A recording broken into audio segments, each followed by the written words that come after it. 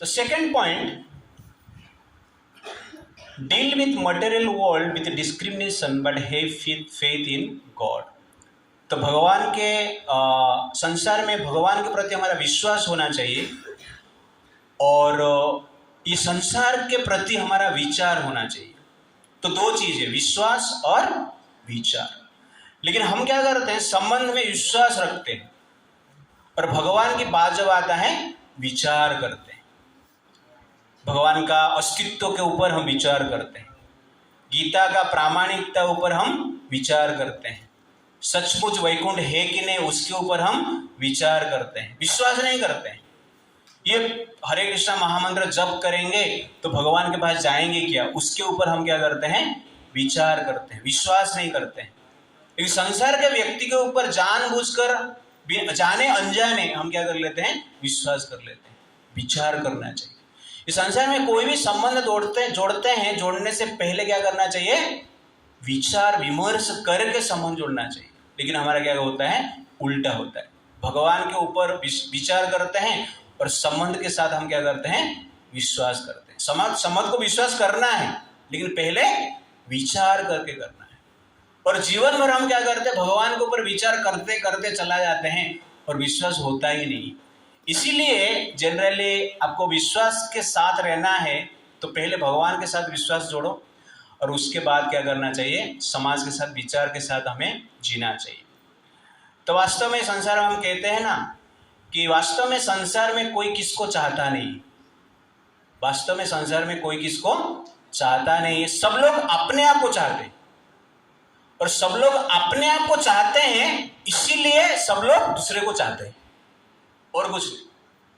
सब लोग बोलते हैं मैं तुझे चाहता हूं, बट एग्जैक्टली वो अपने आप को ही चाहता है, बट बोलता रहता है कि मैं तुझे चाहता हूं। ये दुनिया का मेंटालिटी ऐसा है। लेकिन जो व्यक्ति भगवान को चाहेगा तो वह संसार में एग्जैक्टली सबको चाहेगा।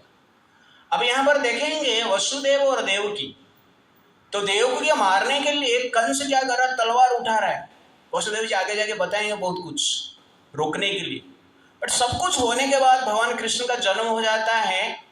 एंड में कंस क्या करता है, कंस को पता चल गया कि अभी कृष्ण कहाँ पर जन्म हो चुके हैं, मार नहीं सकते हैं। इसलिए देवकी वासुदेव को जेल से मुक्त कर देता है और जाके उनको प्रार्थना करता है। प्रार्थना करते हुए कंस क्या कहता है, हे वसुदेव, हे देवकी, आपके प्रति में अत्यधिक अन्याय किया है। संसार में ऐसा कोई भाई नहीं रहेगा जो अपने बहन के प्रति इतना अन्याय अत्याचार किया हुआ रहेगा, जिसका कि 6 संतान का हत्या मैंने कर दिया। परंतु क्या करें, ये संसार तो कर्म से ही चलता है। सब लोग को अपना कर्म के अनुसार जीना पड़ता है, भाग्य के अनुसार जीना पड़ता है। इस संसार में जो कुछ हो रहा है, कर्म कर रहा है, भाग्य के अनुसार हो रहा है। इसीलिए मेरे गलती के प्रति आप गलती को इतना सीरियसली लेना नहीं चाहिए, मुझे क्षमा कर दीजिए।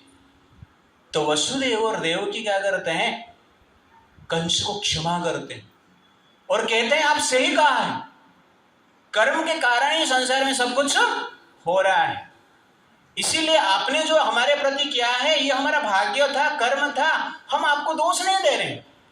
आप तो हमारे लिए एक, हमारा दंड के लिए, दुख के लिए एकमात्र इंस्ट्रूमेंट है, माध्यम है। इस प्रकार सोचकर, इस प्रकार बोलकर वसुदेव और देवकी क्या करते हैं, कंस को क्षमा कर देते हैं। तो इसको कहते हैं संबंध। तब सोचिए, जो कंस मारने के लिए प्रयास किया, एंड में जब क्षमा प्रार्थना करता है उसको क्षमा कर देते हैं। तो क्यों ऐसा कर पाए वसुदेव और देवकी? इसलिए कर पाए क्योंकि उनका जो संबंध भगवान के साथ दृढ़ था, भगवान के साथ प्रामाणिक था, भगवान के साथ ओरिजिनल था। इसीलिए उन्होंने जनरली क्षमा कर पाए।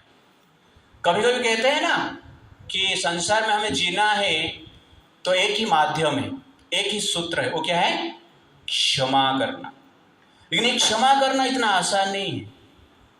जो व्यक्ति जितना भगवान के साथ दृढ़ रूप से जुड़ा है, कनेक्टेड है, वो व्यक्ति उतना संसार में क्षमा कर पाएगा।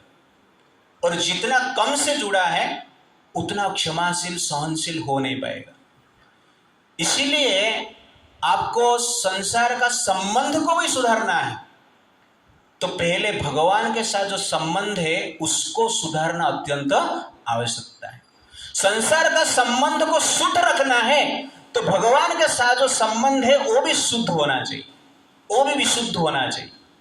भगवान के साथ जो संबंध है वो अशुद्ध रहेगा तो संसार का संबंध भी क्या रहेगा, अशुद्ध रहेगा, जो कि कलयुग में हम देख रहे हैं।